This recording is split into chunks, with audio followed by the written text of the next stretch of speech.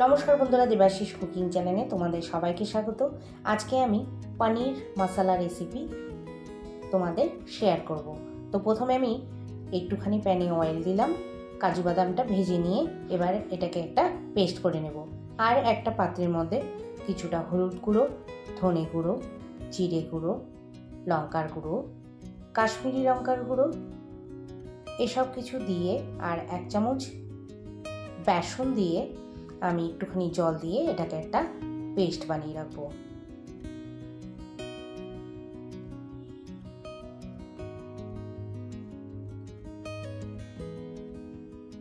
Are एदिके माझारि साइजे पनिरगुलो टुकरो टुकरो करे केटे नेब।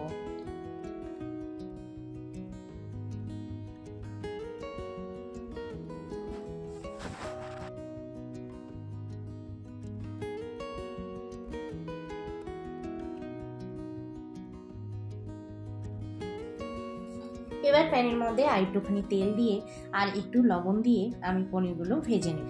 लवण देওয়ার এই কারণ যে কোনো জিনিস আমি যখন মাছ ভাজি বা পনির ভাজি আমি আগের ভিডিওতে বলেছি আমি একটু লবণ দিয়ে নিই, তাহলে কি নিচে লেগে যায় না। তো এবার পনিরগুলো উল্টে পুল্টে দিয়ে আমি একটু ভাজা হয়ে গেলে নামিয়ে নেব।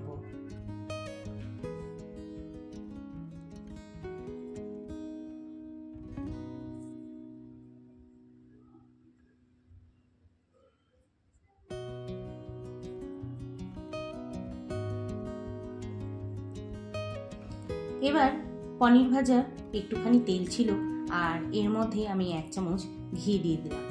ঘি দেওয়ার পরে দুটো তেজপাতা, মানে একটা তেজপাতাকেই বড় দু টুকরো করে নিয়েছি, আর এর মধ্যে দুটো এলাচ, লবঙ্গ, দারচিনি ফোড়ন দিয়ে দিলাম। ফোড়ন দিয়ে আর একটুখানি জিরে দিয়ে দিলাম। জিরে দিয়ে একটু পেঁয়াজ কুচি দিয়ে দিলাম, দিয়ে ভালো করে আমি নেড়ে নেব। কিছুক্ষণ নেড়ে এর মধ্যে আমি রসুন কুচি, আদা কুচি দিয়ে আর একটু কষিয়ে নেব।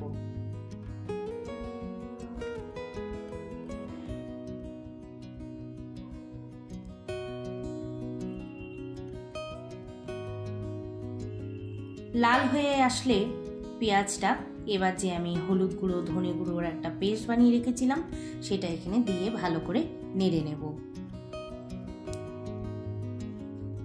আর আমি আগে থেকেই একটা টমেটো বেটে নিয়েছিলাম। টমেটো বাটাটা দিয়ে আমি একটুখানি এক চামচ লবণ দিয়ে আবার ভালো করে একটু কষিয়ে নেব।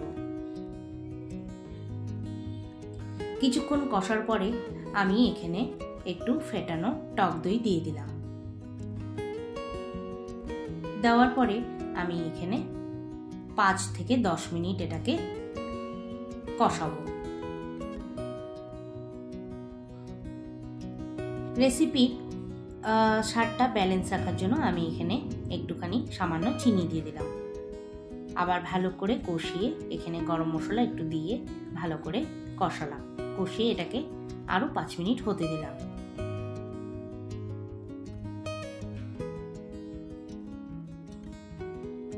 এবার এর মধ্যে যে কাজুটা ভেজে রেখেছিলাম, ভেজে পেস্ট করে নিয়েছিলাম, সেটা কিন্তু এবার এখানে দিয়ে দিচ্ছি। দিয়ে আবার ভালো করে কষাবো।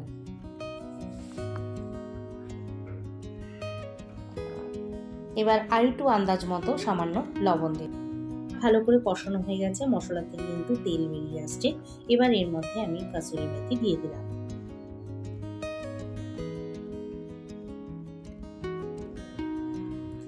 দেওয়ার পরে এর মধ্যে আমি গরম জল দিয়ে দিলাম। এটা একটু গ্রেভি টাইপের থাকবে বলে আমি আন্দাজ মতো কিন্তু জলটা দিলাম। দিয়ে একটু নাড়িয়ে আমি এটাকে ফুটতে দেব। এবার ভেজে রাখা পনিরগুলো এর মধ্যে দিয়ে আরো 5 মিনিট এটাকে হতে দেব। এবার আমার কিন্তু হয়ে গেছে, দেখো রেসিপিটা আমি কিন্তু একটা পাত্রে নামিয়ে নিয়েছি। তো বন্ধুরা, আমার এই রেসিপিটি যদি তোমাদের ভালো লেগে থাকে রোজকারের মতো কমেন্ট করতে ভুলো না, একটা লাইক করে দিও, সাবস্ক্রাইব করে আমার পাশে থেকো। বাই।